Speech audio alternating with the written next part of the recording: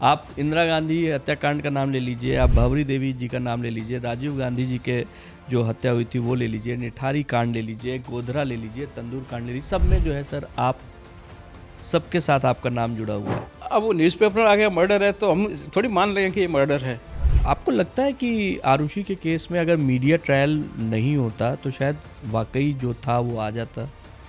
दूसरा आदमी बाहर से आया है जिसने हेमराज को भी मारा और उस लड़की को भी मारा। Every psychopath is a very perfect murderer. अगर वो पहले ही मर्डर में पकड़े जाए तो सीरियल मर्डर कहाँ से होंगे।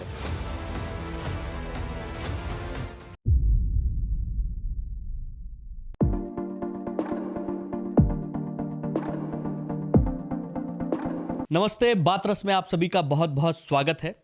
आज हमारे साथ एक ऐसी शख्सियत है जिन्होंने लाशों से सच बुलवाया है।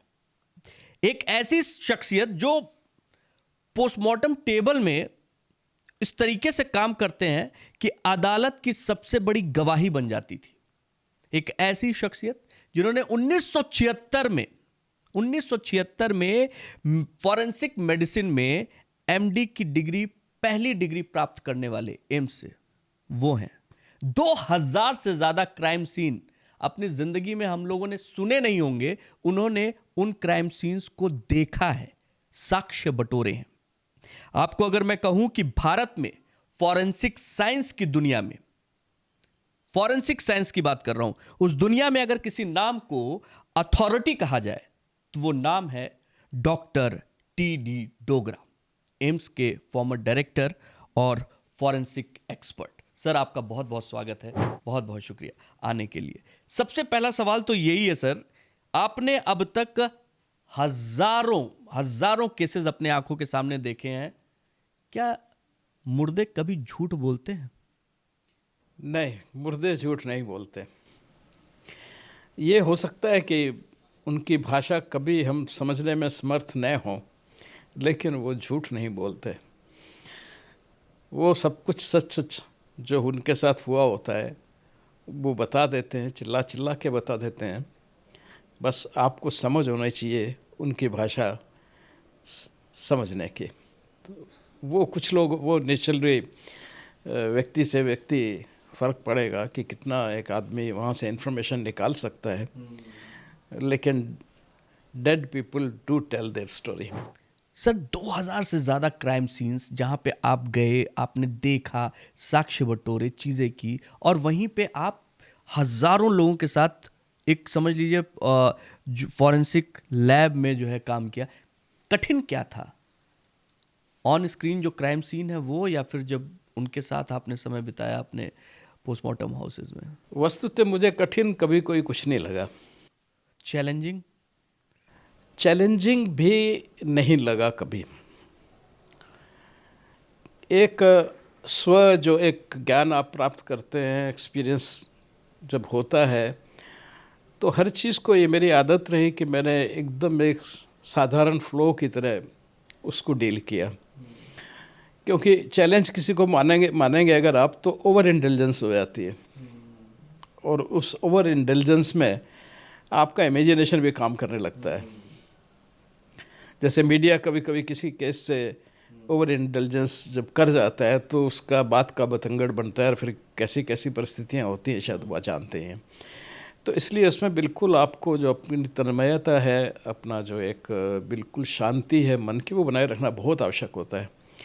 तो न किसी को चैलेंज लेने की आवश्यकता महसूस हुई, न किसी को बहुत ज़्यादा कठिन समझने का वो किया गया।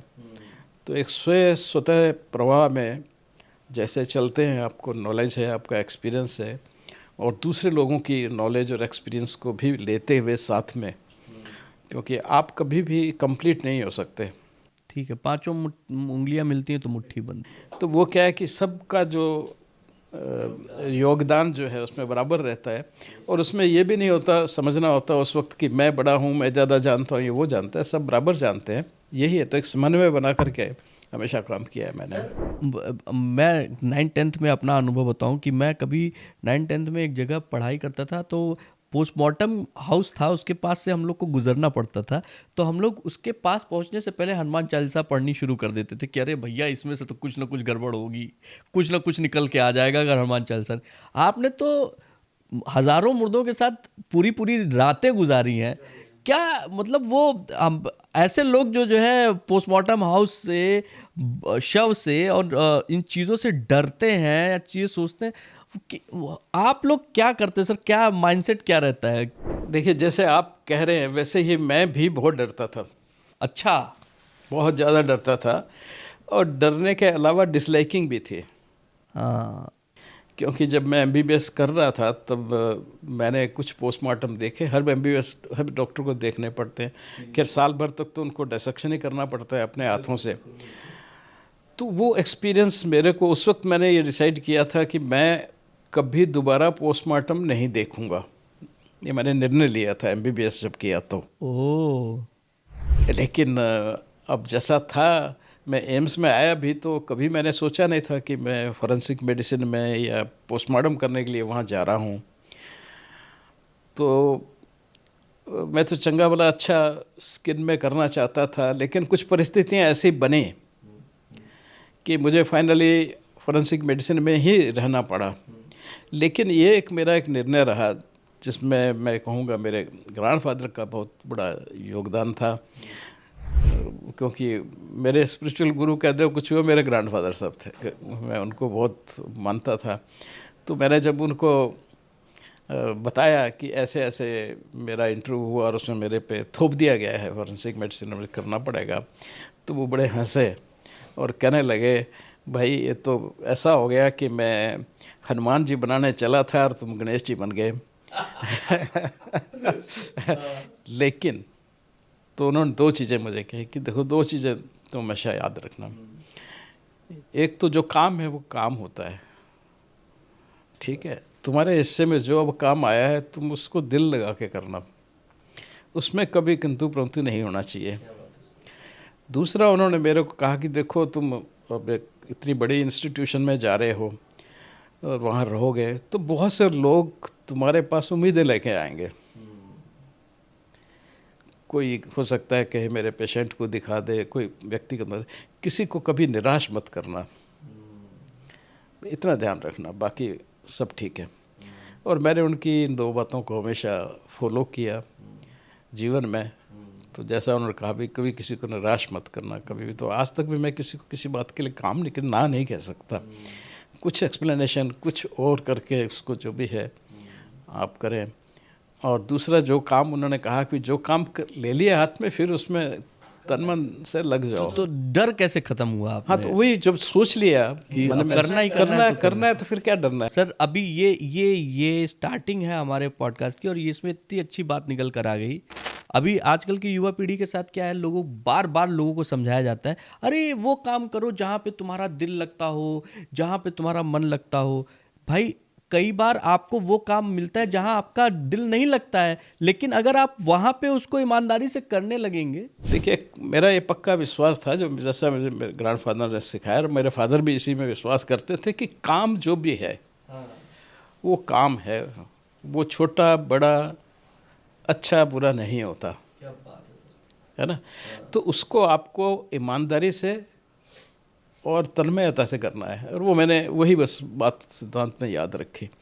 पोस्टमार्टम के टाइम पे ऐसी कौन सी चीज़ें होती हैं sir, as a forensic expert, जो आप लोगों को हमेशा ध्यान देनी चाहिए, और जो नए लोग जो आ रहे हैं जो ये पॉडकास्ट देखेंगे वो उनको भी ये रखना चाहिए अपने पास से, जो आप बताएं? नहीं, बिल्कुल, बहुत अच्छा प्रश्न है आपका। जो भी नए लोग आते हैं उनके लिए मैं दो बातें बड़ी स्पष्ट कहूँगा, जो फॉरेंसिक मेडिसिन में या साइंस में कंटिन्यू करना चाहते हैं।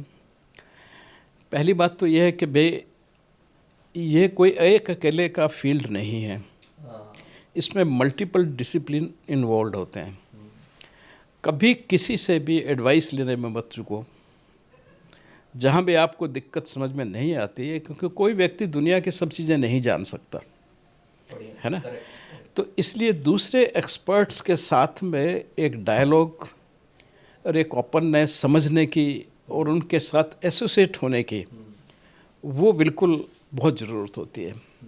अगर आप ही अकेले किसी बात पे निर्णय लेंगे और कहीं पे आपको संशय कुछ हो रहा है, तो फिर वो एक बड़ी, हो सकता है कभी आप गलत निर्णय भी ले जाएं, उसमें गलत कंक्लूजन भी निकाल लें, तो इसलिए कभी भी बाकी एक्सपर्ट से बातचीत करने में या उनके साथ मिलकर के मैंने इसको एक नाम दिया था, कोलैबोरेटिव अप्रोच। कोलैबोरेटिव अप्रोच कि कोलैबोरेशन से अक्सर मैं कहता था कि देखिए, आप केस कोई भी केस है एक जैसे, उसको इन्वेस्टिगेट कोई और करता है, ठीक बात है। ठीक है। उस इन्वेस्टिगेशन में 10 तरह के एरिया इन्वॉल्व हैं।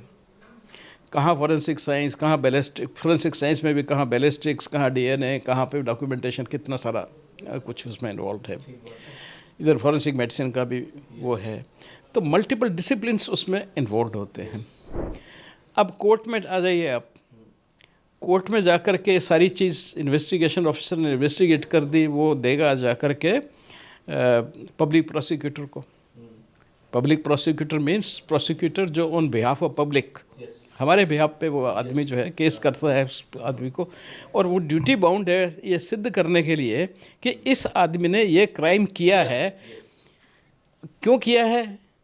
क्यों इसको इन्वेस्टिगेटिंग ऑफिसर ने एक रिपोर्ट सबमिट की है बना करके कि साहब ये एक्यूज्ड है, उसको पता नहीं है। ठीक बात है, ठीक बात है। उसका उससे कंसर्न भी नहीं है। इन्वेस्टिगेटिंग ऑफिसर वो अपने दिमाग से और बाकी लोगों के दिमाग से, एक्सपर्ट्स के जो है, सबके जो ओपिनियंस हैं उनको कंक्लूड करके एक अपनी थ्योरी बना के, उस स्टोरी बना के सबमिट करता है। अब एक डिफेंस काउंसिल है वहाँ पे, जिस डिफेंस काउंसिल का बाय नेचर वो इस बात के पैसे ले रहा है, मनी ले रहा है, पब्लिक प्रोसिक्यूटर भी सैलरी ले रहा है इस बात के लिए कि मैं सिद्ध करूं कि इस आदमी ने ये मर्डर किया है, ये स्टोरी जो मेरा क्लाइंट है या मेरा जो जिसको मैं रिप्रेजेंट कर रहा हूँ उसकी बात को सिद्ध करूं। और उधर एक अपोजिट आदमी है जो इस बात के पैसे ले रहा है कि मैं उसको गलत सिद्ध करूं और अपने एक्यूज्ड को छुड़ा के ले जाऊं। बिल्कुल ठीक है। हाँ। तो इसमें चारों तरफ जो है, उधर जज साहब बैठे हैं जिनको कुछ भी पता नहीं है, उनके पास हर चीज़ एक डी नोवो पेश हो रही है और वो उसके आधार पे जजमेंट लेंगे। अब कई बार बीच में जज भी चेंज हो जाते हैं। Yes yes yes. हाँ। तो इस सारी समस्याओं को देखते हुए मैंने एक कोलैबोरेटिव अप्रोच कर रखा था कि भाई ठीक है, हम कोर्ट रूम की प्रोसीडिंग्स को तो नहीं बदल सकते क्योंकि वो हमारे सिद्धांत है, हमारे कॉन्स्टिट्यूशन का एक प्रोसीजर है, तो उसको तो हम कुछ कह नहीं सकते। लेकिन हाँ, उससे पहले इन्वेस्टिगेशन वालों को सब मिलकर के पहले बातों को तय कर सकते हैं, समझ सकते हैं। उसको मैंने कोलैबोरेटिव अप्रोच दिया और बहुत केसेस में मैंने उसको अपनाया। तो मैंने कहा ठीक है, आप भी आइए, CFSL भी मेरे साथ है, मैं भी उनके साथ में हूँ, इन्वेस्टिगेटिव एजेंसी भी मेरे साथ में हैं, ठीक है ना। तो सारे कोलैबोरेशन करके और फिर एक सत्य की तलाश करते हैं। हम ये नहीं कि इसको सज़ा दिलानी है, हम ये कोशिश करें कि सच को ढूंढना है, हुआ क्या, इस केस में वास्तविकता क्या है, है ना, सच्चाई कहाँ से है। अब वो न्यूज़पेपर में आ गया मर्डर है तो हम थोड़ी मान लेंगे कि ये मर्डर है, वो तो कहानी एक जो बना दी गई है।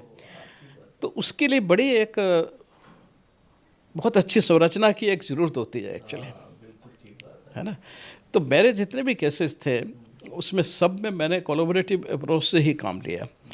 आप ये कहें कि खाली मेरे का ओपिनियन है, नहीं, उसमें बहुत से लोग इन्वॉल्व थे, बहुत से लोगों ने कंट्रीब्यूट किया, उसमें हर आइडिया में कंट्रीब्यूट किया उन्होंने। इन्वेस्टिगेटिंग ऑफिसर्स फिर उससे आपको अच्छे लोगों से मिलने का भी मौका मिलता है और उनकी जो पोटेंशियल्स हैं वो भी पता आपको चलती हैं। मैंने बहुत से ऐसे IPS ऑफिसर्स के साथ काम किया, देखा कि they were far intelligent then they are using for the purpose of investigation and all. उनसे जब बहुत ज़्यादा इंटेलिजेंस उन लोगों में है और बहुत सी उनमें विधाएँ हैं जो आपको पता चलती हैं और फिर वो भी जागती हैं, तो फिर सब मिलकर के अच्छा काम होता है सच्चाई की तरफ। तो यानी कि बजाय इसके मुझे बड़ा ख़राब लगता है जो कहता है जी प्रोसिक्यूशन बढ़ाओ। प्रोसिक्यूशन नहीं, आप सच की खोज बढ़ाओ, है ना, सत्यता में क्या हुआ है उसको सामने लाओ। अभी तो एलन मस्क खुद भी जो है कई चीज़ें कर रहे हैं और उसमें भी जो है उनका कहना है कि अभी बहुत सारी चीज़ें वो हो रही हैं। सर, आपके जीवन में ना कुछ ऐसे नाम आपके साथ जुड़े हुए हैं जिनको सुनने के बाद लोगों का इंटरेस्ट आप में अपने आप बढ़ जाता है। आप इंदिरा गांधी हत्याकांड का नाम ले लीजिए, आप भंवरी देवी जी का नाम ले लीजिए, राजीव गांधी जी के जो हत्या हुई थी वो ले लीजिए, निठारी कांड ले लीजिए, गोधरा ले लीजिए, तंदूर कांड ले लीजिए, सब में जो है सर आप सबके साथ आपका नाम जुड़ा हुआ है। कभी ऐसा कुछ हुआ है कि आपको आपके ऊपर दबाव आया हो, दबाव आपने महसूस किया हो? शुरू से ही कुछ अपना जैसा आप व्यक्तित्व बता देते हैं लोगों को, फिर लोग उसको फॉलो करते हैं, डर जाते हैं ना।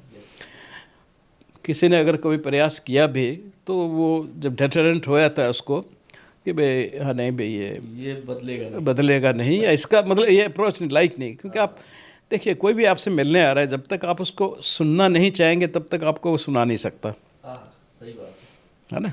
तो हमने सुनने से ही किसी को इनकार किया, और बाद में ये नोन हो जाता है लोगों को, भाई ये सुनेगा नहीं, अपने जो भी इसका डिसीजन होगा वो करेगा। और ये भी विश्वास लोगों का हो जाता है कि ये गलत नहीं करेगा। उसके साथ साथ फिर लोग ऑब्जर्व करते हैं, तो वो सिचुएशन आपको बनानी पड़ती है कि भाई आप एक न्याय करेंगे अपने जितना ज्ञान है उससे, और इन्फ्लुएंस आप होंगे नहीं तो फिर लोग इन्फ्लुएंस नहीं करते आपको, चाहे कितना। हाँ, एक इंसिडेंट ज़रूर मेरे साथ ऐसा जिसमें धमकाने का काम हुआ कि एक, अगर आपको याद हो तो एक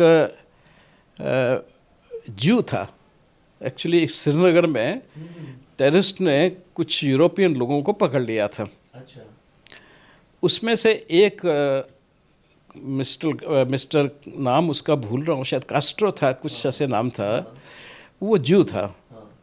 तो उसको उन्होंने बिहेड कर दिया था, और बिहेड करके उसकी बैग पे लिख दिया था अल-फरान। अल-फरान वो जो संस्था, जो भी वो टेररिस्ट ग्रुप था ना, ऑर्गेनाइजेशन, उसका नाम। और उन्होंने डिक्लेयर कर दिया सब जगह कि कोई भी इसका पोस्टमार्टम नहीं करेगा। ठीक है, तो पूरे जम्मू कश्मीर में कोई उसका पोस्टमार्टम नहीं करे, सब डर गए। टेररिज्म उस पीक पे था। विलियम ओस्ट्रो, हाँ नाम उसका था, विलियम ओस्ट्रो। तो बड़ा उसमें हुआ, तो मेरे को कांटेक्ट किया गया फाइनली कि सब आपको पोस्टमार्टम करना है। मैंने कहा कर दूंगा, कोई दिक्कत नहीं है, बॉडी ले आओ यहाँ पे, अगर वहाँ जाना तो मैं वहाँ जाकर कर दूंगा, आई am not scared of it. तो खैर बोले नहीं, हम ले आएंगे यहीं पे, तो ठीक है। तो उनको लेकर के फिर दिल्ली आ गए थे वो। दिल्ली में फिर मैंने उनका पोस्टमार्टम वगैरह सारा सब बड़ा अच्छा किया हुआ। उसमें साथ में जो यूरोपियन एंड अमेरिकन एजेंसीज थी वो भी आई थी उसमें, क्योंकि वो 4-5 लोग यूरोपियन लोग थे। तो रात को जब मैं दूसरे या तीसरे दिन रात को मेरे पास एक फ़ोन आया, और फ़ोन यह आया कि भाई मैं कश्मीर से बोल रहा हूँ, श्रीनगर के आगे से बोल रहा हूँ। पहले तो यह आया कि पहले उस ज़माने में क्या था, पहले कॉल आती थी तो आपका ट्रंक कॉल है ये ऐसे, हाँ ऐसा। तो वही आया, तो मैंने उठाया, मैं बात करो, तो वो बोला मैं वहाँ से बोल रहा हूँ। तो वो 2-3 बार हुआ। जैसे पहले तो मुझे लगा जैसे श्रीनगर का था जो ऑपरेटर था, फिर दूसरा ऑपरेटर किया, फिर तीसरे ऑपरेटर पे कहीं जैसे कहीं दूर कोई आदमी बैठा हुआ है, तो वो बात से पता चल रहा था। तो उस आदमी ने कहा कि भाई, उसने जब मुझे कहा कि डोगरा तू बाज नहीं आता, ये उसका पहला वर्ड था। अब ये बाज वर्ड ऐसा है जो आपको सिर्फ J&K में ज़्यादा यूज होता है, हर बात में। बात मतलब डोगरी में भी बाज ही कहते हैं, कश्मीरी में भी बाज कहते हैं। तो उसने जब ये बाज नहीं आता तो मैं थोड़ा सीरियस, मैंने कहा बंदा तो कोई अपने साइड का ही होना चाहिए। तो फिर उसने काफ़ी धमकाया शमकाया, मतलब बोला जैसे बोला कि भाई तुमने क्यों किया, ये है हम तुम्हें ये करेंगे वो करेंगे। तो मैंने ठीक है, मैंने इसको जवाब देता रहा। मैंने कहा जो करना है कर लो, क्या है, क्या करोगे तुम, ऐसा करके बोलता रहा। तुम गलत कर रहे हो, मतलब थोड़ा सा ऐसे जैसे आप रिएक्ट करते हैं किया। उसके बाद मेरे ऐसे दिमाग में आया कि यार मैं रात को आ रहा है फ़ोन, तो I should inform my duty officer. तो हमारे यहाँ सिस्टम क्या होता है कि जब MS ऑफिस बंद हो जाता है तो MS ऑफिस का ही, मतलब हॉस्पिटल एडमिनिस्ट्रेशन का ही एक आदमी ड्यूटी पे रहता है, वो एज MS काम करता है रात भर ऑफ ड्यूटी में। तो मैंने उसको फ़ोन कर दिया, मैंने कहा भाई ऐसे ऐसे डॉक्टर साहब मेरे पास से ये फ़ोन आया है। तो बोले sir don't take it lightly, मैं अभी डायरेक्टर से बात करता हूँ और then will come back to you. तो SK कक्कड़ डायरेक्टर थे उस वक्त। तो उसने तुरंत उन्होंने बात की, डॉक्टर SK कक्कड़ के पास किस तरह फ़ोन आया है। तो और मुझे बता दिया उसने कि मैंने डायरेक्टर साहब से बात कर ली है और आप घर से बाहर मत निकलिएगा, उसने कहा। 15-20 मिनट में मेरे वो जीप कारें सब आ गई। तो उस वक्त मुझे याद नहीं डीसीपी कौन थे, पर जो भी डीसीपी थे वो खुद मेरे पास में आ गए रात को ही। तो कहने लगे डॉक्टर साहब कैसे हुआ, पूरी बातचीत वगैरह पूछी, फ़ोन कौन सा है, मैंने सब बताया उनको। तो मैंने कहा इतनी क्या इमरजेंसी हो गई? बोले नहीं, ये फ़ोन पहले भी आ रहा है, पहले कक्कड़ साहब को आया था, अच्छा, डायरेक्टर को आया था, अच्छा, तो तब उन्होंने इन्फॉर्म कर दिया था सबको। हाँ, तो उनको तब आया होगा जब उन्होंने कहा होगा तुम अब करवाना मत अपने यहाँ पे। वो इधर मैंने कर दिया, तो करने के बाद फिर उन्होंने मेरे को किया था। तो फिर काफ़ी वो रेयर वो कह लगे साहब आप सिक्योरिटी करनी पड़ेगी, ये है वो है, और आप उधर जाने वाले तो नहीं हैं जम्मू साइड में। मैंने कहा नहीं, अभी तो मेरा कोई विचार नहीं। तो बोले नहीं जाइएगा। फिर करीबन साल भर उन्होंने मेरे को बैन कर दिया था कि आप श्रीनगर जम्मू में एंटर नहीं करोगे। ये पुलिस ने एडवाइस दे दिया कि जब तक हम आपको क्लियरेंस नहीं दें, प्रिकॉशनरी, तो आप उधर नहीं जाएंगे। तो फिर बोले आपके साथ एक पीएसओ पर्सनल सिक्योरिटी अफसर लगा देते हैं। मैंने कहा भाई इतना तो मत करो, बहुत ख़राब लगेगा मेरे को, कोई मेरे साथ चल रहा है। तो ये नहीं, बोले नहीं साहब ठीक है। तो 2-3 दिन तक वो प्लेन क्लोथ्स में एक चलता था मेरे साथ आगे पीछे। फिर मैंने मना किया, रिक्वेस्ट किया उनको कि नहीं भाई। सर मैंने देखा है जो जैसे आरुषि का ही केस ले लीजिए, आपको लगता है कि आरुषि के केस में अगर मीडिया ट्रायल नहीं होता तो शायद सच या जो भी था वो बहुत पहले या वाकई जो था वो आ जाता? मैं इतना कह सकता हूँ कि जो अननेसेसरी पेरेंट्स का हरासमेंट हुआ, जेल भी रह के आए, सब कुछ है, वो कुछ नहीं होता, वो कुछ नहीं होता। तो ये सब मीडिया के कारण जो है, जो एक बहुत ज़्यादा हाइप दी गई उसको, अपने ओपिनियंस लोगों पे थोपे गए, तो वो फिर क्या होता है कि पब्लिक इसको बोलते हैं mass hysteria. It's a non thing, it does hacker, सब जगह होती है दुनिया में कि कोई एक केस ऐसा होता है जो बिल्कुल लोग उसके केस के पीछे हिस्टेरिकल हो जाते हैं, and then they start hitting that family और पर्सन, और उस ट्रेड को भी कई बार लोग नफरत करना शुरू कर देते हैं बहुत ज़्यादा, और फिर वो विश्वास नहीं करता कोई भी आदमी। से for example my wife was not believing कि भाई ऐसा नहीं हुआ। तो मैं उसको पूछा तेरे पास क्या प्रूफ है? मैं तो देख के आ रहा हूँ, तू तो घर में बैठी है। बट वो मीडिया से, लोगों से सुन कर के वो दिमाग में इतना बायस चला जाता है, तो वो एक हिस्टीरिया होता है। जैसे आपने देखा होगा कुछ दिन पहले वो आ रहा था, एक चोटी कटती थी किसी एक लेडी की, बंदर भी आया था, बंदर बीच में। मंकी भी आया यस, था। हाँ ठीक है। तो ये सब क्या होता है, मास हिस्टीरिया होता है। तो लोग हिस्टीरिकल हो जाते हैं, और वो हिस्टीरिकल करने में मीडिया का सबसे बड़ा रोल होता है। तो कैसे पता चलेगा किसी को? हाँ सही बात है ना? वो मीडिया जो है वो न्यूज़पेपर में लाता है, और वो लोगों के इमोशंस को थोड़ा जगाता है, प्ले करता है उसके साथ में। तो वो चीज़ फिर लोग वैसा ही बोलना शुरू कर देते हैं। Then once they spoken it, they can not take it back, so they try to prove it. आपकी जो इन्वेस्टिगेशन थी सर, सिर्फ आरुषि पे एक लाइन में, कि वो उसका आपका आकलन क्या था? वो जो चीज़ें नहीं निकल कर आई, आपका क्या? नहीं, मैं तो काफ़ी बार बता चुका हूँ कि देखिए उसमें there was a third person involve. इसमें कोई शक नहीं है मेरे माइंड में कि तीसरा आदमी, यानी कि घर से बाहर का कोई आदमी, नौकर को भी छोड़ करके कोई दूसरा आदमी बाहर से आया है, जिसने हेमराज को भी मारा और उस लड़की को भी मारा। लड़की जो है वो विटनेस थी, उसको जानती थी, उसको पता था कि वो आया है, इसलिए उसको मारना जरूरी था, उसके लिए कंपलसरी था। कोई भी छोटा मोटा क्रिमिनल भी उसको नहीं छोड़ता। ऐसा होता है सर, जब राजनीतिक एंगल किसी केस के साथ जुड़ता है तो उसकी स्वतंत्रता थोड़ी सी जो है मतलब कह सकते हैं कि वो थोड़े से ऐसे क्लोज हो जाती है, या फिर उस...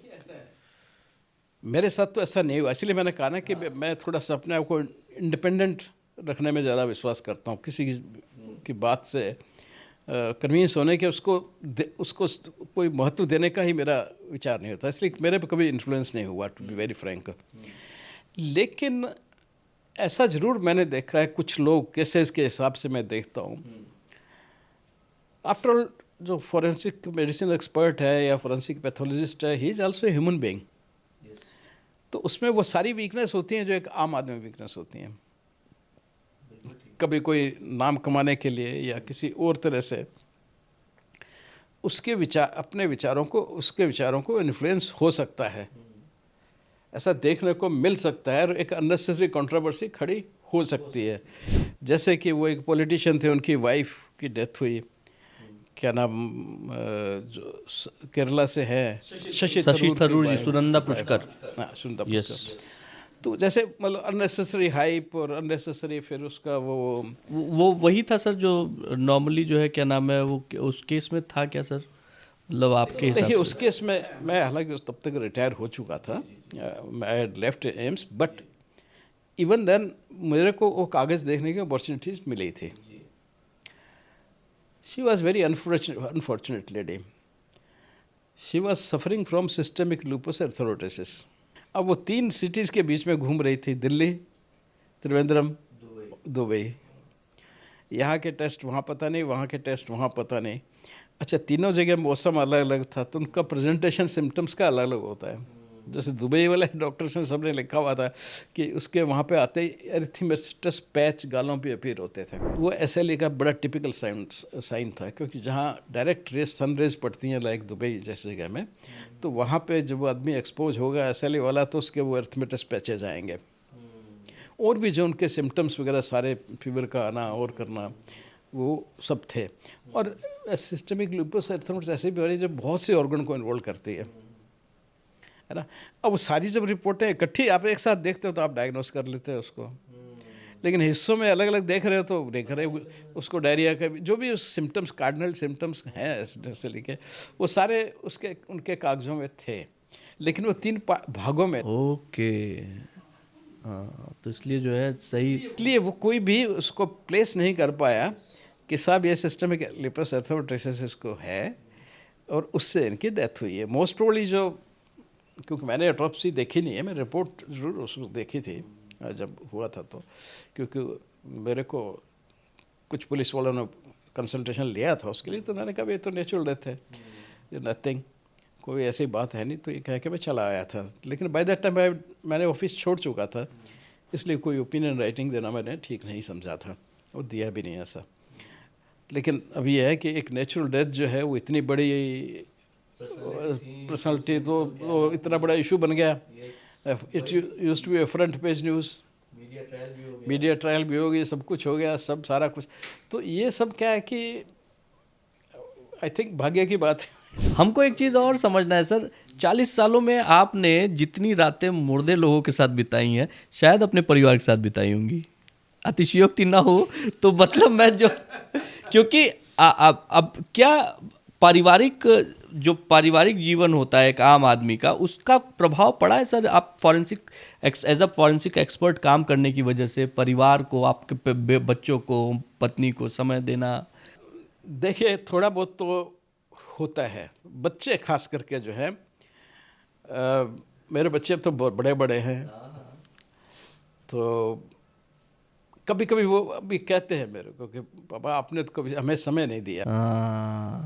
मेरा बेटा जो है खास करके मेरे से शिकायत करता है कि भाई आपने कभी हमें समय नहीं दिया, बाहर ही घूमते रहे। तो उनको तो ये नहीं समझ में आता था, क्योंकि जैसे ये सारे जो केसेस किए हैं ज़्यादातर आउट ऑफ दिल्ली होते थे, तो हफ्ते में 2-3 बार जा रहे हैं, सुबह गए, शाम को वापस आए, फिर दूसरे। तो वो ये बात ज़रूर कहता है कि पापा आपके पास समय नहीं था, आपने कभी हम पे ध्यान नहीं दिया। अभी जो लोग आना चाहते हैं फॉरेंसिक साइंस में, एज अ स्टूडेंट काम करना चाहते हैं, फॉरेंसिक एक्सपर्ट बनना चाहते हैं, आपको अपना आदर्श मानते हैं, उनको क्या होमवर्क करके आना चाहिए? उनको एक ही होमवर्क करके आना है, एक ही बात में विश्वास रखना है कि हम इस काम को चुन रहे हैं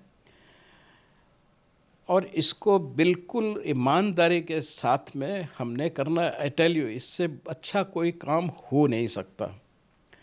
न्याय देने का काम, लोगों को न्याय देने का काम जो है ना, इससे ज़्यादा महत्वपूर्ण बात दुनिया में कोई नहीं होती। इस जो हमारे जन संगठन है, जो देखिए इंसान की एक बहुत बड़ी कमजोरी है कि वो अकेला नहीं रह सकता। दुनिया का सबसे बड़ा पनिशमेंट इंसान को क्या है? Solitary confinement. 8x6 के कमरे में उसको बंद करते हैं, खाना भी दरवाजे के नीचे देते हैं, उससे बड़ा पनिशमेंट कोई नहीं है। हमारी मजबूरी है कि हमको समाज के साथ रहना ही रहना है, लोगों के साथ रहना है ना। ये हमारी डेस्टिनी कह दो या हमारा स्वभाव कह दो, कुछ भी प्रकृति कह दो, ये हमको निभानी ही निभानी है ना।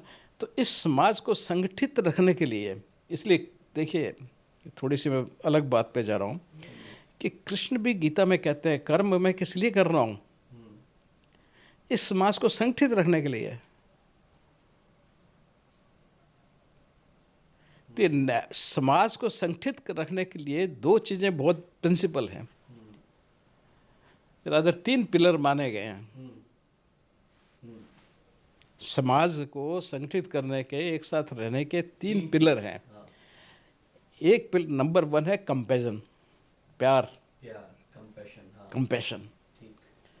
उसी कंपैशन के कारण मैरिज इंस्टीट्यूशन बनी, फिर फैमिली बनी, फिर गांव बने, गांव से शहर बने, शहर से सब बना, देश बने, ठीक है।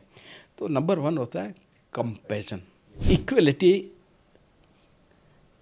आपको बराबर सबका राइट, बराबरी, जिसको आप कह सकते हो इक्वलिटी और जस्टिस। यस। देखिए एक एक्सपेरिमेंट किया गया कि उन्होंने 2 मंकी रखे और दोनों को एक कॉमन टास्क दी कि भाई एक पत्थर उठा के यहाँ से रखो, दोनों रख रहे हैं। तो पहले शुरू में उन्होंने दोनों को कुकुम्बर दिया, खीरा दिया, बड़े मज़े से खाया उन्होंने, उनके स्वाद का था, दोनों को देते गए।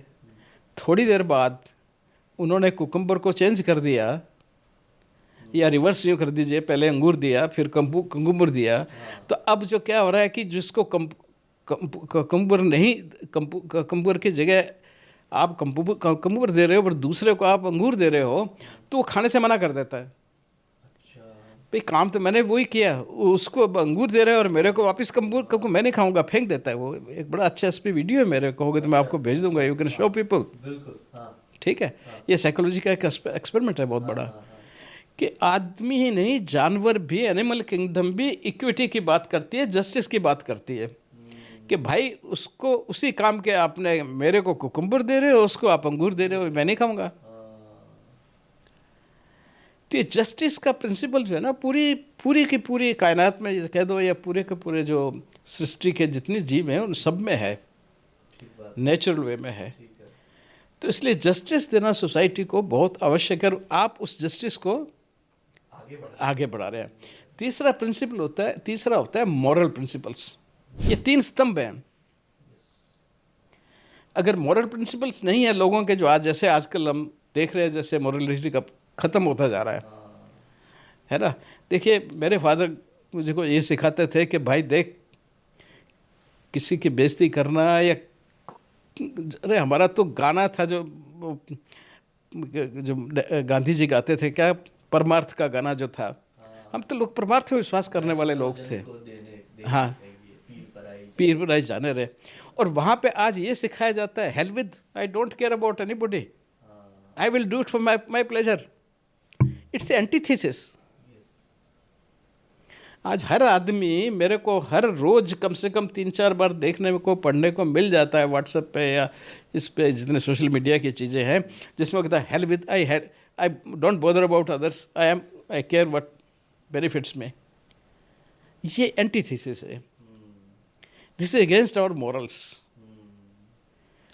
वैसे हर लाइफ के हर किसी स्फीयर में तो मॉरल प्रिंसिपल खत्म हो रहे हैं। इन सब को एस्टेब्लिश करने में द फॉरेंसिक जो पीपल है, they can help a lot, rather they are meant for that purpose, कि आप इन तीनों चीज़ों को सोसाइटी में एस्टेब्लिश करो, जिससे कि सोसाइटी ठीक से चलती रहे।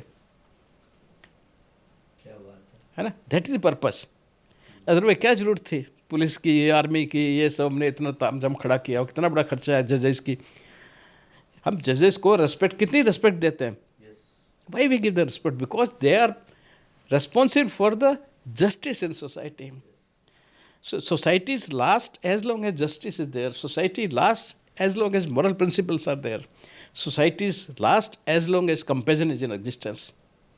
और जब ये सब टूट जाती है, जो कब टूटी, सेकेंड वर्ल्ड वॉर में, तो दुनिया का क्या हाल होता है वो यूरोप और अमेरिका का देख लो, जहाँ में बच्चे पैदा होने बंद हो गए हैं। बिकॉज ये तीनों चीज़ कोलैप्स जब हो जाती हैं तो फिर समाज समाप्त होना शुरू होता है। ये गीता के पहले ही अध्याय में लिखा हुआ है, फर्स्ट अध्याय में ही। फॉरेंसिक एक्सपर्ट के शब्दों में गीता को इससे बेहतर बयान नहीं किया जा सकता था जैसा आपने कहा। That's why I think the forensic man is sharing a great responsibility of the society to keep the people's faith in these three principles of the existence, human existence, human living. तो इसको आप हल्के में नहीं ले सकते, वो नहीं, उसमें नहीं ले सकते। तो मैंने कभी इसको हल्के में लिया इसीलिए। इसीलिए सर आपका कंपैशन, आपका प्रेम जो था, उस प्रेम ने आपको फॉरेंसिक साइंस में एक आपने एक्सपेरिमेंट किया था जिसको डोगरा परीक्षण के नाम से ही जाना जाता है, कि आपके पास बुलेट लगी हो और वो बुलेट भी अगर वो ऐसा बड़ी इंटरेस्टिंग स्टोरी है उसके। मैं गया था इधर, आजकल ये जो उत्तराखंड कहलाते हैं ना, तो उत्तराखंड का जो नीचे का एरिया है, तराई जो है, तो वहाँ पे मैं एक गांव में, कोई वहाँ लोकल एक पॉलिटिशियन था, तो वो चुनाव में हार गया। तो जीतने वाली पार्टी जो थी, एमएलए का चुनाव हुआ, उसमें वो हार गया। तो जीतने वाली पार्टी आई और उसके घर के आगे ढोल वोल बजाया, तो किसी ने गोली चला दी वहाँ पे। तो वो उसके फाटक के अंदर से गई और जाके पीछे लास्ट रूम में उसकी माँ बैठी हुई थी, वो मर गई। तो उस बड़ा हंगामा हो गया। वो जब वहाँ गए डॉक्टर के पास, तो उन्होंने कार्डियक अरेस्ट वगैरह उसका करके कर दिया। बाद में पोस्टमार्टम हुआ तो उसमें गोली मिल गई। तो बड़ा वो लोकल इशू हो गया। तो फिर मैं बुलाया गया। तो अब उसमें क्या था कि एक्चुअली जो दरवाज़ा था, मेन दरवाज़ा जिस पे गोली मारी, उसमें पार करने का निशान था। अच्छा। फिर वो गोली ज़मीन पे लगी है और वहाँ से रिकोशेट करके और आगे जो दरवाज़ा था वो गई। दरवाज़ा थोड़ा टूटा हुआ था, उस टूटे वाले पोर्शन से जा करके उनकी मदर के यहाँ लग गई छाती में, और अंदर चली गई, फ्रेल थी, डेथ हो गई वहीं पे उनके। तो अब ये हमें आइडेंटिफाई करने का दिया गया था कि इनमें से अब कुछ वेयर एंड टेयर से भी छोटे छोटे छेद हुए थे कि इनमें बुलेट का कौन सा है। ओके। हाँ। तो वहाँ पे क्या हो कि हमने क्या करें, तो मैंने, गांव था वो, नाम भूल रहा हूँ उस गांव का, तो वहाँ मैंने ये इसकी दुकान है क्या स्टेशनरी की? बोले हाँ साहब, एक स्टेशनरी की दुकान है। तो वहाँ गया तो पुट्टी ले आए हम वहाँ से। तो हमने उनमें से पुट्टी डाल के देखा, और पुट्टी जो वापस निकालते हैं तो उसमें क्या होता है कि जो पैटर्न जो अंदर होगा वैसा वैसा उस पर आ जाएगा। यस, छप जाएगा वो तो छप जाएगा उसके ऊपर। तो एक में बिल्कुल क्लियर कट बुलेट का निशान जो है, बिल्कुल एग्जैक्टली बुलेट जो थी वो करके वैसे का वैसा निकला। फिर हमने लैब में ले जा करके उसी दरवाजे को और एक और दरवाज़ा बनवा करके एक्सपेरिमेंटल फायर किया और वैसा ही रिकोशेट बून बनाया। फिर उसकी पुट्टी से मैच किया तो विच वाज एग्जैक्टली सेम। तो ये फिर वो हमारे सर्किल में वो सब कहने लगे उसको, साहब ये डोगरा टेस्ट कर, बहुत पॉपुलर वो रहा। तो वो उस समय था। फिर पब्लिश भी किया किसी ने वो उसमें। हाँ, उसको ये पेपर में भी आया था सर। सर आपने एम्स में एज अ HOD बहुत 40+ साल जो है दिए। आप जो है बच्चों के लिए भी, बच्चों में भी पॉपुलर रहे। आप कुलपति के तौर पे आपने काम किया, उनको पढ़ाया। अभी जो इस फील्ड में किन चीज़ों को रिफॉर्म करने की ज़रूरत है एजुकेशन लेवल पर, जो हम लोग अगर लागू करें तो हम अच्छे फॉरेंसिक एक्सपर्ट निकाल सकते हैं? देखिए, सबसे पहली बात यह है, हिंदुस्तान में कोई भी काउंसिल नहीं है to regulate education of forensic science and medicine. Medicine का तो फिर भी there is medical council of India, ये आजकल जिसको नेशनल मेडिकल कमीशन कहते हैं, जो उसको रेगुलेट करता है और वो स्टैंडर्ड मेंटेन करने की भरसक कोशिश करते हैं। लेकिन जो फॉरेंसिक साइंस है उसको रेगुलेट करने के लिए कोई बॉडी नहीं है। तो पहले तो एक नेशनल बॉडी चाहिए जो ये डिसाइड करेगी कि हम किसको फॉरेंसिक साइंटिस्ट कह रहे हैं, किस तरह से उनको ट्रेनिंग देनी है। फिर उसके अलावा ये भी एक तय होना बहुत ज़रूरी है कि फॉरेंसिक साइंटिस्ट है, बैलिस्टिक एक्सपर्ट्स है, एनालिटिकल एक्सपर्ट है, ठीक है ना, फिजिक्स का एक्सपर्ट है, बायोलॉजी के एक्सपर्ट्स हैं, सीरोलॉजिस्ट हैं, दुनिया भर के उसमें मतलब एक्सपर्टाइज इन्वॉल्व होती है, फोटोग्राफी वाला है, डॉक्यूमेंटेशन वाला है। तो उन सब को कौन कौन से स्पेशलाइजेशन तैयार करके, तो आजकल तो स्पेशलाइजेशन का ज़माना है। यस, जर्नलिस्ट का टाइम चला गया। हाँ बिल्कुल ठीक बात। देखिए, लास्ट सेंचुरी जो थी उसके फर्स्ट हाफ तक जर्नलिस्ट चलते थे, पर अब जर्नलिस्ट का कोई रोल नहीं है, अब तो स्पेशलाइजेशन है, क्योंकि नॉलेज का इतना एक्सपांशन हो गया है कि all the knowledge can not be carried out by one person, so it has to be fragmented in different sections. तो अब तो उसमें उसी के हिसाब से हमको एक्सपर्ट्स बनाने पड़ेंगे, उनको ट्रेनिंग देनी पड़ेगी। आप जर्नलिस्ट प्रोड्यूस नहीं कर सकते। जो MSc BSc फॉरेंसिक साइंस बनाए हैं, आई am not in favour of that. आप पहले फिजिक्स में उसका MSc करवाइए, फिर आपको बैलिस्टिक एक्सपर्ट बनाइए। आप साल भर का 1.5 साल का उसका बैलिस्टिक एक्सपर्ट का कोर्स रखिएगा, सो दैट सारे फंडामेंटल फिजिक्स के उसको मालूम है। Now he will be better expert.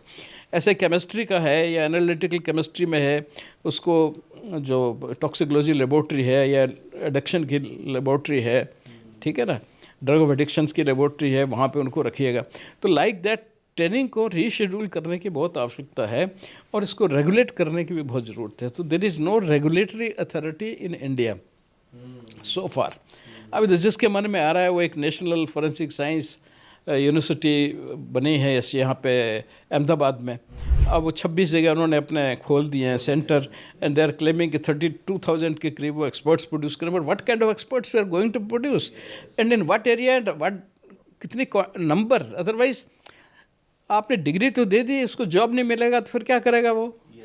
So everything has to be a very balanced approach. आप पहले एसेस करिए, हमने डिस्ट्रिक्ट लेवल तक ले जाना है, तहसील लेवल तक ले जाना है फॉरेंसिक साइंस को, तो उसके लिए कितने एक्सपर्ट्स की ज़रूरत होगी, कितने स्पेशलिस्ट की ज़रूरत होगी, कितने आपको जर्नलिस्ट चाहिए, है ना।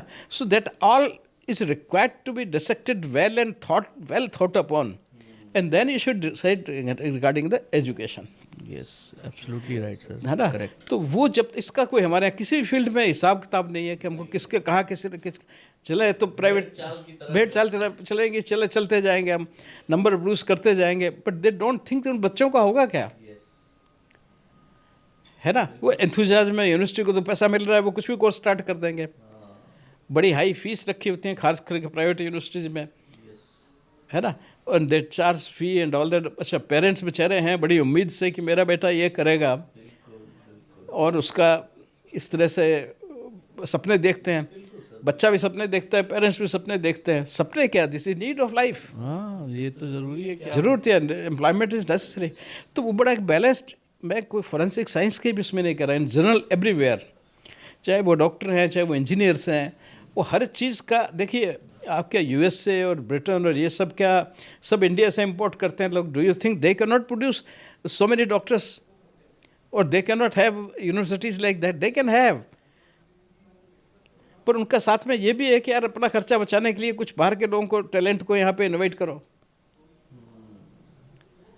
तो बड़ा हर चीज़ सिस्टमेटाइज्ड है, everything is very well calculated, और उसी के हिसाब से चलते हैं। इसलिए वहाँ पे कभी हमने ऐसे अनएम्प्लॉयमेंट नहीं सुना, और हमारे यहाँ हर फील्ड में अनएम्प्लॉयमेंट है। कैलकुलेशन गड़बड़ है सर हमारे यहाँ। कैलकुलेशन है ही नहीं, भगवान भरोसे। भगवान भरोसे, भगवान भरोसे से एक चीज़ याद आया सर, जो फॉरेंसिक्स एक्सपर्ट्स होते हैं, आप लोगों के पास में सिक्स सेंस का कितना रोल होता है?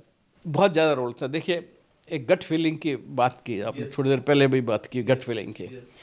एक गट फीलिंग गलत नहीं होती, वास्तव में हमारा यहाँ ब्रेन होता है, सोलर प्लेक्सस बोलते हैं उनको। एक बड़ा जंजाल है स्टमक में, पेल्विस के ऊपर भी। जो लोग कुंडली मुंडली की बात करते हैं ना, just I want to inform you कि पेल्विक के ऊपर भी बड़ा जाल है एक नर्व्स का। उसी तरह एब्डोमिनल रीजन में भी उसको सोलर प्लेक्सस बोलते हैं। एंड मैंने scientist believe, biologist believe that वो नर्व सेंटर जो है वो वास्तव में बहुत सेंसिटिव है, and that give you indication. वो गट फीलिंग ऐसे नहीं आई है ना। तो वो सारा परसीव, देखिए एक जो परसेप्शन होता है सारा चारों तरफ, वो भी अपना असर डालता है, आपकी पूरी बॉडी परसीव करती है उसको, और उसकी कैलकुलेशन वहाँ होकर के वो फीलिंग देता है आपको। जितना वो डेवलप्ड है सिस्टम, है ना, तो बताता है वो क्या नहीं ऐसा होने वाला है, और वो होता है। So there is a science behind that. I am not saying that ये कोई जंक आइडिया है, ऐसा नहीं। गट फीलिंग वाला बिल्कुल है। और जैसे वो कहते हैं कि सोलर प्लेक्सस, तो अंग्रेजी में हम कहते हैं शायद कुछ कुंडली वगैरह कुछ और नाम इसका है। तो एक तो सप्तर्षि जो है वो कि कुंडलिनी जागरण कहते हैं, 7 चक्र हैं, हाँ 7 लेवल हैं। और आप देखिए अगर आप, और मैं तो पोस्टमार्टम करता रहा ना, तो उस लेवल पर नर्व प्लेक्सस हैं, ऐसी बात नहीं है। ओह अब पेल्विक रीजन में इतनी नर्व्स हैं खास करके इस एरिया में कि वो कुंडली वाला, मुझे कुंडलिनी वाला देख के हमेशा वो ये कुंडलिनी वाला, मैंने कहा किसका मतलब किसी योगा एक्सपर्ट ने पुराने टाइम में बॉडी को डेस्केट करके ज़रूर देखा होगा।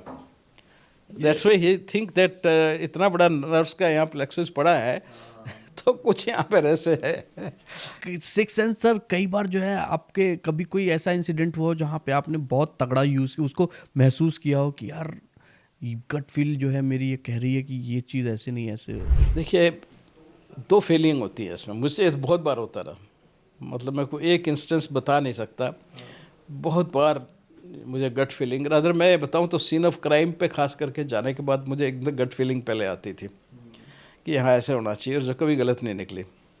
अरे वो ठीक है ना, दिमाग एकदम जा कर के सारी कलेक्शन करके, और आप अच्छे से चीज़ों को जब रिसीव करके, और अंदर से एकदम से एक आपको एक सेंस आता है कि ऐसे ऐसे होना चाहिए, वो बिल्कुल वैसे वैसे होता निकलता था।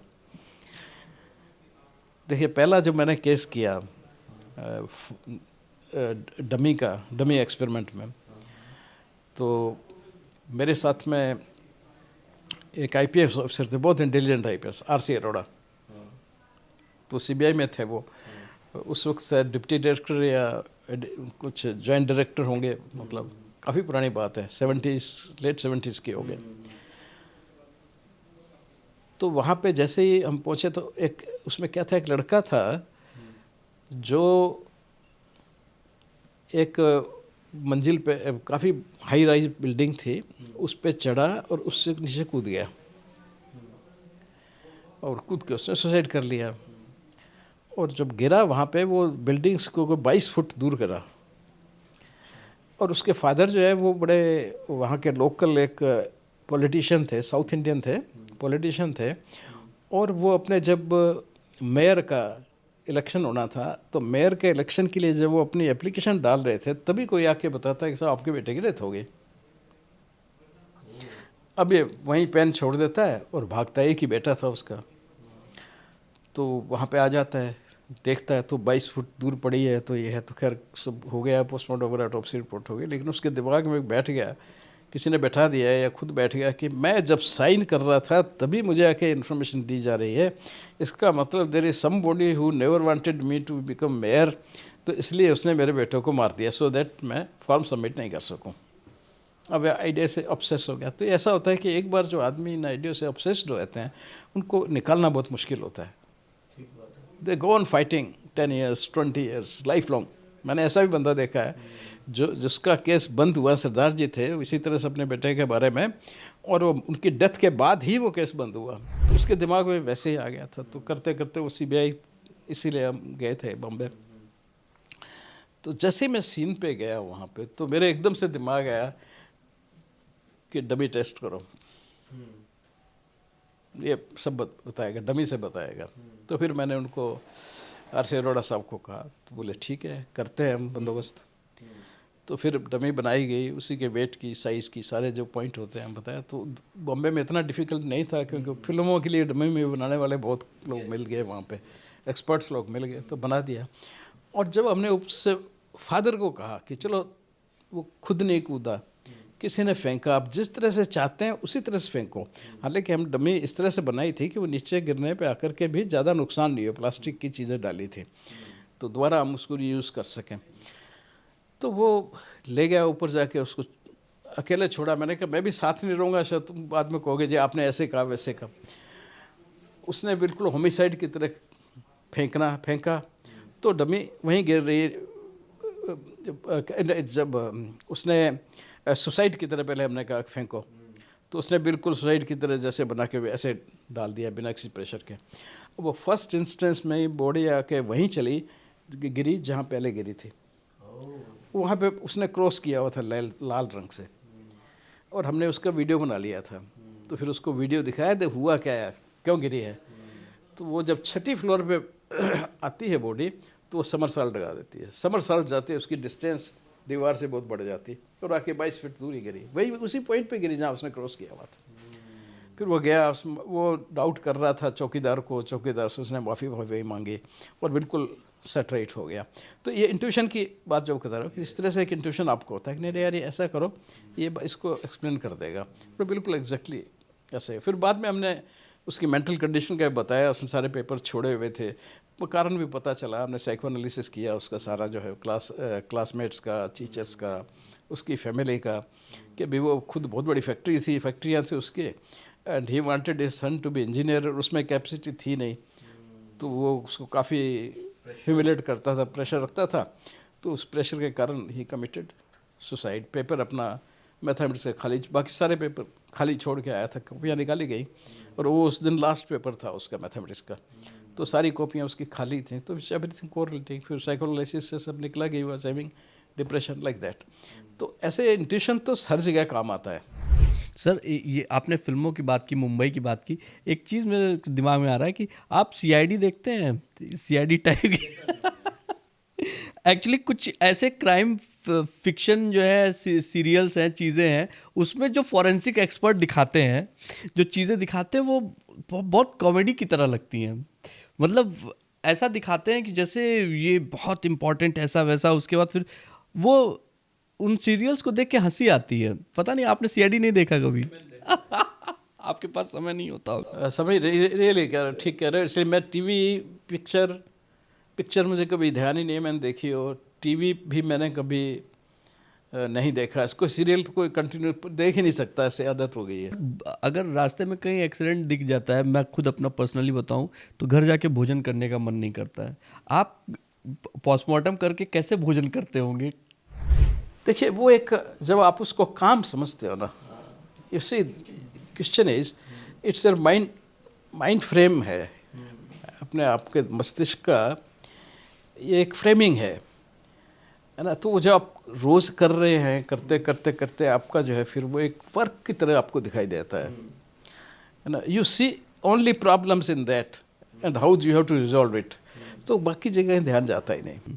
कई बार ऐसा होता है क्या, क्योंकि मैंने सर मैं फिल्में बहुत देखता हूँ, मैंने देखा बॉडी स्टिफ हो जाती है अपने आप, ऐसे बैठ गई या स्टिफ हो गई, हाथ उसके। ऐसा नहीं होता body. There is a one condition जिसको हम बोलते हैं सस्पेंडेड एनिमेशन। तो सस्पेंडेड एनिमेशन के मैंने कोई 2 केस किए हैं टोटल इतने सालों में, जहाँ पे आदमी को मुर्दा समझ करके भेज दिया गया मोर्चरी में, और नेक्स्ट डे मॉर्निंग वो बैठा हुआ वहाँ पे सांस ले रहा है। ओ भाई साहब। हाँ, तो जो केस था ये था पट्टी, एक जगह है अमृतसर के पास में, तो वहाँ का था। वहाँ पे एनकाउंटर हुआ टेररिस्टों के साथ में, तो 2 टेररिस्टों को उन्होंने मार दिया।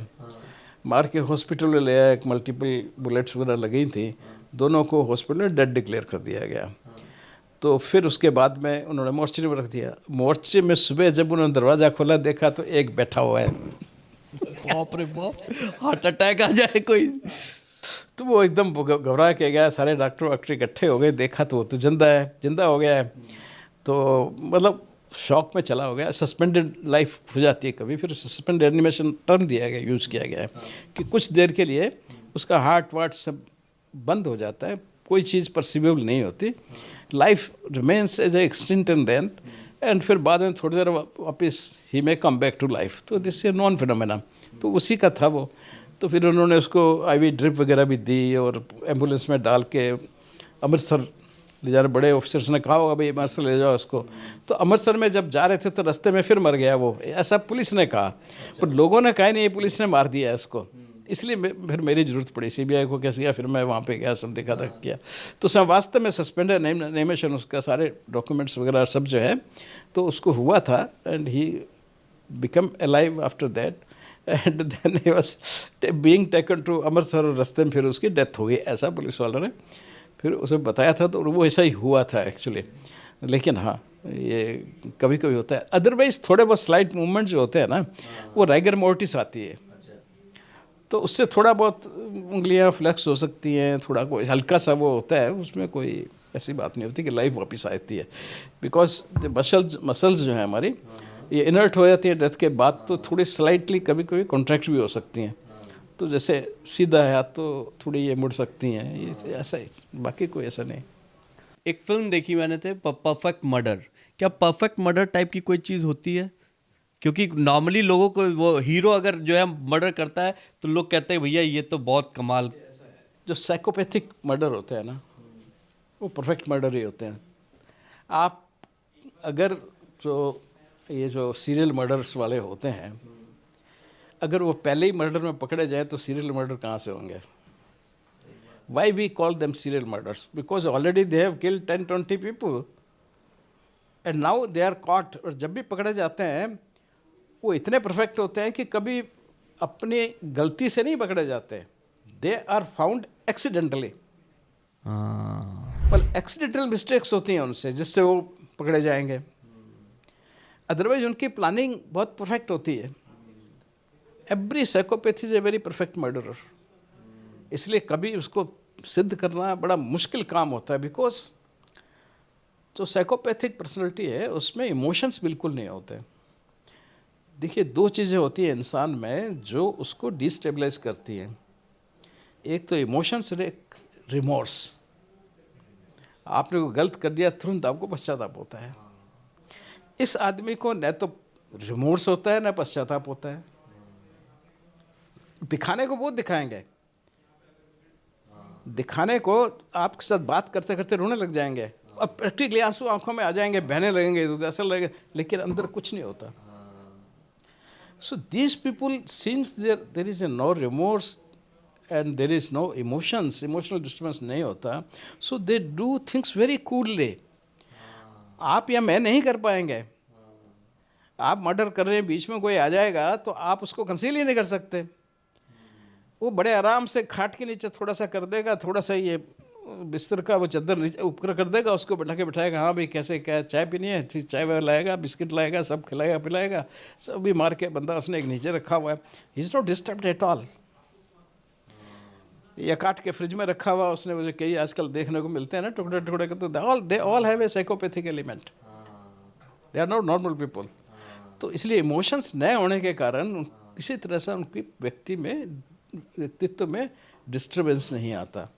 अदरवाइज तो जैसे ही एक नॉर्मल लाइन से आपसे मर्डर हो जाएगा, आपका गला रुंझ जाएगा, आपको बोला भी नहीं जाएगा, चला नहीं जाएगा, you are unable to understand what is happening because you are so badly disturbed by your emotions. तो वो इसलिए परफेक्ट मर्डर तो होते ही हैं। Psychopathic, all psychopathic perfect murder है, वो तो पकड़े जाते नहीं कभी, वो तो एक्सीडेंटली पकड़े जाते हैं, कहीं गिर गया उनके हाथ से या कुछ, मतलब कुछ ऐसा एक्सीडेंट होता है कि वो मतलब पकड़े जाते हैं, कोई चीज़ उनकी ऐसी रह जाती है, गिर गई, मतलब एक्सीडेंटली जो रहती है एविडेंस वो होती है। बाकी तो खून वून साफ करेंगे, बढ़िया सीन सून सब बिल सेट करके वो तो अपने बिल। मिले हैं सर कभी किसी ऐसे साइकोपैथ? हाँ, वो तो से बात करो, आपको कुछ महसूस ही नहीं होता कि अब नॉर्मल आदमी है, बिल्कुल नॉर्मल आदमी बात करेगा। ये वो ऐसे एम्पैथी की एक्टिंग ऐसे करेगा, अच्छे आदमी की ऐसे एक्टिंग करेगा, आप सरप्राइज रह जाओगे। मैं तो एक्सपेरिमेंट किया कर से पेन लिया, गिरा दिया नीचे, तो फटाक से उठा के आपको देगा pain. Well he will try to show that he is absolutely normal human being, rather very good human being. And all this good जो बिहेवियर उनका होता है वो लर्नड बिहेवियर होता है। वो लोगों को ऑब्जर्व करते हैं कि अच्छा बनने के लिए या कैसा बिहेव करना चाहिए, तो वो लर्न करते हैं वैसे, तो उस लर्न को रिपीट करते हैं। अंदर कुछ नहीं होता, फ्लैट होते हैं। और ये होते क्यों है सर, ऐसा क्यों बन जाता है आदमी? ये देखिए, दो फैक्टर हैं इसका, एक तो जेनेटिकल और दूसरा अपब्रिंगिंग। जिनकी 6 साल की उम्र तक, देखिए किसी मान लीजिए जेनेटिकल भी है, लेकिन अगर उन जीन्स को प्रॉपर एनवायरनमेंट नहीं मिलता है तो जीन सप्रेस हो जाते हैं, वो मैनिफेस्ट नहीं करेंगे। तो जिन बच्चों को 6-7 साल की उम्र तक प्यार ममता ये सब अच्छी मिलती है, घर में केयर मिलती है, सब कुछ मिलता है, दे ग्रो नॉर्मल। जिनके साथ में पेरेंटल की या तो समस्या होती है, आपस में लड़ाई झगड़ा है और है, या फैमिली डिस्टर्ब्ड होती है, या एक आधा हस्बैंड या वाइफ है वो ही नार्सिसिस्ट है या कुछ है, तो वो लोग फिर वो बच्चों की अच्छी तरह से परवरिश नहीं कर सकते, तो उन लोगों में ज़्यादा होता है ये।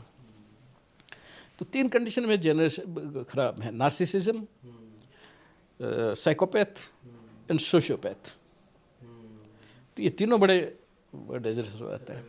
एक सर, ये मेरा पर्सनल है, 2 ऐसी महान विभूतियां हैं जिनको मैं पर्सनली बहुत लाइक करता हूँ। लाल बहादुर शास्त्री और सुभाष चंद्र बोस, अगर आपको मौका मिले, चूंकि इन दोनों लोगों की नेचुरल डेथ नहीं हुई थी, सब कहानियाँ ही कहानियाँ हैं, क्या इनके बारे में अगर पोस्टमार्टम करने का मौका मिले तो करना चाहेंगे सर, अतीत की यात्रा में? मतलब एक हाइपोथेटिकल क्वेश्चन, अब तो है नहीं। हाँ, करता ही अगर होता तो। कई बार जो है ना हम लोग केवल गपशप कर पाते हैं कुछ चीज़ों के बारे में, जैसे आपने बोला कि परसेप्शन ऐसा बना दिया कि सामने वाला ही मर्डरर है, चाहे आरुषि तलवार केस ले लीजिए, चाहे और भी जो कुछ इस तरीके के केसेस हैं। आप जब सामने वाले, अब उसमें उस मॉब को समझाना हो या उसको बताना हो, तो वो तो बड़ा डिफिकल्ट काम, वो तो सुन ही नहीं सकते, वो सुनते ही नहीं है। वो दिमाग के कोने में अगर बना लिया तो वो वही करेंगे, वही बोलेंगे, वो कितना भी समझा लो। And not only that, till now 10-12 साल बीत जाते हैं फिर भी वो चीज़ चलती रहती है वैसे ही। तो ये हिस्टोरिकल जो एस्पेक्ट्स हैं या सोशल बिहेवियर की जो एस्पेक्ट्स हैं, दैट्स व्हाई वी से it's a science in itself. कानून के हाथ बहुत लंबे होते हैं ऐसा बोला जाता है, लेकिन उस लंबे हाथ को मजबूत करने का काम फॉरेंसिक साइंस कर रहा है। और सर, आपको बहुत बहुत शुक्रिया करना चाहूँगा, क्योंकि आपकी वजह से न सिर्फ बहुत सारे केसेस सॉल्व हुए हैं, बल्कि ऐसी गूढ़ चीज़ें जो हम लोग के पास पहुँची हैं, जो हम लोग सिर्फ सुना करते थे, कई बार सुनने में भी नहीं आती हैं। मैं बहुत शुक्रिया अदा करूंगा सर, आपने इतना समय हमें दिया, और उम्मीद करता हूं हम लोग जब अगले इंटरव्यू में बैठेंगे तो कुछ और दिलचस्प केसेस, कहानियों और किस्सों के साथ बैठेंगे। Thank you so much sir. नमस्कार। Thank you so much.